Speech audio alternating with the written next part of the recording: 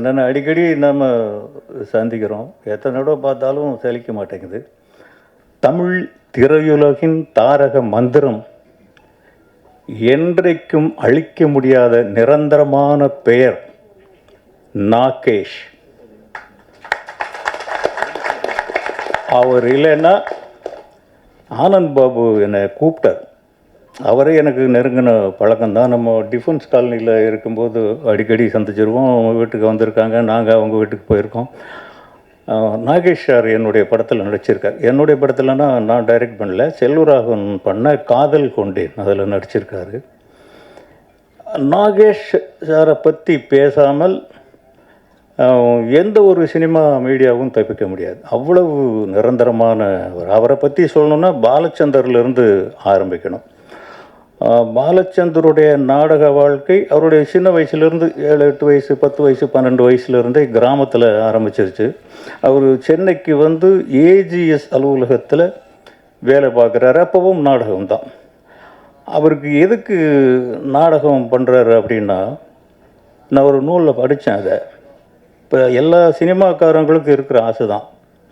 Cinema கலைஞர்களுக்கு பணம் மட்டுமே நோக்கம் அல்ல, பணம் வேணும். பட் ஏதோ ஒரு மாயை நமக்குள்ளே புகுந்து, நம்ம எல்லாருக்குள்ளேயும் தான் சொல்கிறேன், பைத்தியம் பிடிச்சி ஆட வைக்கும்.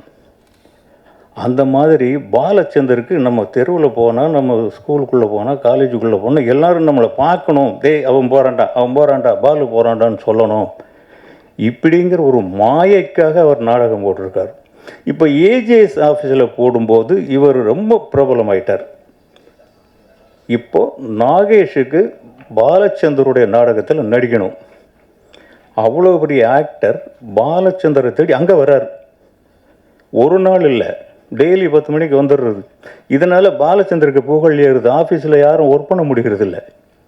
இப்படி இருந்து நாகேஷுக்காக ஒரு நாடகம் எழுதி,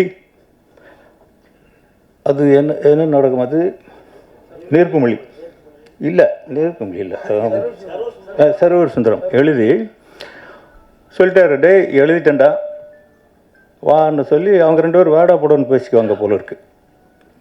எழுதி ட்ராமா கொடுத்து படிச்சுட்டாரு. இவர் பாலச்சந்தர் ஸ்டேஜுக்கு வந்துட்டார். நாகேஷ் வரல. இவருக்கு பயம். என்ன சினிமான்னு பரவாயில்ல, கொஞ்ச நேரம் பொறுத்து ஆரம்பிக்கலாம். இப்போ நம்ம ஆரம்பித்த மாதிரி 7 மணிக்குன்னு சொல்லிட்டு 7:45 கூட நம்ம ஆரம்பிச்சுக்கலாம். நாடகத்தை அப்படி ஆரம்பிக்க முடியாது. தயவு செஞ்சு அதை மாற்றுங்க கொஞ்சம். ஏன்னா இங்கே உட்காந்துருக்கிற எல்லாருக்குமே நிறைய கம்ப்ளைண்ட்ஸ் இருக்குது, ஃபிசிக்கல் கம்ப்ளைண்ட்ஸு. அதுக்கு தகுந்த மாதிரி நீங்கள் 7 மணின்னா 7 மணிக்கு ஆரம்பித்து 8:30, 9 விட்டுட்டிங்கனாக்கா நாங்கள் மெடிசன்ஸ் எடுத்துக்கணும், போகணும். இதெல்லாம் கொஞ்சம் எல்லாருமே மைண்டில் வச்சுக்கணும். இப்போ வந்து பாலச்சந்தருக்கு வேர்த்து கொடுத்தது மணி அடிக்கிறது அவர் தான் அடிக்கணும். இப்போ நாகேஷ் இன்னும் வரல. எப்படி மணி அடிக்கிறது? ஆடியன்ஸ் எல்லாம் எதிர்பார்த்துட்டு இருக்காங்க. எப்போவுமே பாலச்சந்தருடைய ட்ராமா, எல்லா ட்ராமாவுமே ஹவுஸ்ஃபுல் தான், எல்லாமே பாப்புலர் தான். இப்போது நாகேஷ் வரலன்னா வேறு வழி இல்லாமல் 1 மணி அடிக்கிறார். அடிச்சோடனே ஒரு பறக்க ஓடி வந்து கட்டி பிடிச்சிக்கிறார். பாலு போச்சுடா. என்னடா போச்சுடா? நீ ஃபுல் ஸ்கிரிப்ட் கொடுத்தியா? அதில் முதல் வார்த்தை தாண்டா ஞாபகம் இருக்குது, வேறு எதுவுமே ஞாபகம் இல்லைங்கிறார். இது என்னடா இது? இவருக்கு இப்போ 2வது மணி 3வது மணி அடித்தாச்சு. இவர் உடனே பிடிச்சி ஸ்டேஜில் தள்ளி விடாரு, போய் அந்த ஒரு வார்த்தையை சொல்லிட்டு வா அப்படின்ட்டு. இங்கே நெஞ்சை பிடிச்சிக்கிட்டு நிற்கிறாரு. பார்த்தாக்க முழு ஸ்கிரிப்டையும் ஒரு வார்த்தை கூட பிசகாமல் அப்படியே பேசி நடித்து அப்ளாஸ் வாங்கிட்டு போயிட்டார் நாகேஷ். அவர் தான் நாகேஷ். இன்னைக்கு வரைக்கும் ஒரு நாளில் ஒரு 10 முறையாவது பாலச்சந்தர் சொன்னது நாகேஷோட பேரை தான். கமல்ஹாசனோட அதிகமாக ஒப்பிட்டு பேசுவார். அதை நான் பல இடங்களில் பார்த்துருக்கேன். ஒன்றை மாதிரி இவர் மாதிரி நாள் நடிக்க முடியுமாடா இப்படின்னு கமல்கிட்ட கேட்பார் அவர். அவ்வளவு பெரிய ஜீனியஸ். அந்த உடம்பு வச்சுக்கிட்டு எவ்வளவு பெரிய சாதனைகள். எடுத்த படங்கள் பாருங்கள். நீர்க்குமிழி முதல் படம் யாராவது எடுப்பானா? அதை நாடகமாக எடுத்து சக்ஸஸ் பண்ணி, அதை படமாக எடுத்து சக்ஸஸ் பண்ணி, அந்த நாகேஷுடைய பேரன், அந்த நாகேஷ் என் படத்தில் ஒரு 4 நாள் நடிச்சிருப்பார், 4-5 நாள் என்னமோ நடிச்சிருப்பார். அந்த நன்றியை தீர்க்கிறதுக்கு ஒரு இடம் கிடைச்சது இது. அதுக்கு தான் இந்த இடத்துக்கு வந்தேன் நான். அவர் பேரனை நம்ம ஆசீர்வதிக்கணும். தம்பி, நீங்கள் எல்லா நடிகர்களும் எஸ்கேப் ஆகிற மாதிரி நீங்கள் ஆக முடியாது. வாட்ச் பண்ணுவாங்க அவங்கள. இப்போது தனுஷ்க்கு அந்த எக்ஸ்பெக்டேஷன் இருந்ததில்லை. நான் டைரக்டர் தான், ஒருத்தன் புதுசாக வரான். பட் உங்களுக்கு அப்படி இல்லை. கம்பேர் பண்ணுவாங்க. ஆனந்த் பாபு அவருடைய பையன், அதை நீங்கள் ப்ராக்டிஸ் பண்ணி நீங்கள் வரணுங்கிறது என்னுடைய சின்ன சஜஷன், நாட் அட்வைஸ். அது ரெண்டாவது ஆனந்த் பாபுவோடைய விடாமுயற்சி. நான் கொஞ்சம் அதிக நேரம் எடுத்துக்கிறேன்னு நினைக்கிறேன். எல்லோரும் சீக்கிரம் போஸ்கன்னு சொன்னாங்க.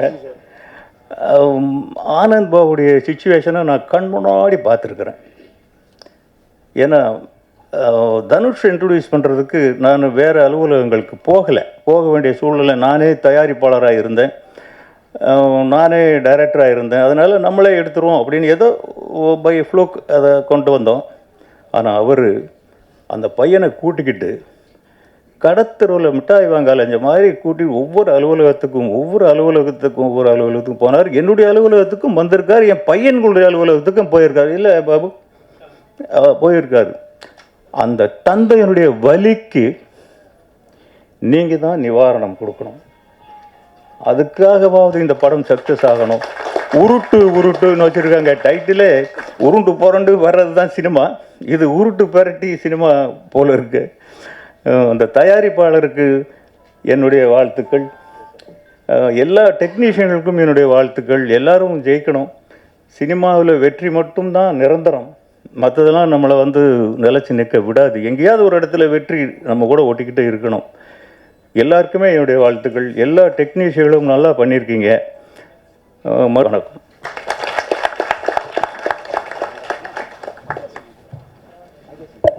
நன்றி சார், தேங்க்யூ ஸோ மச்.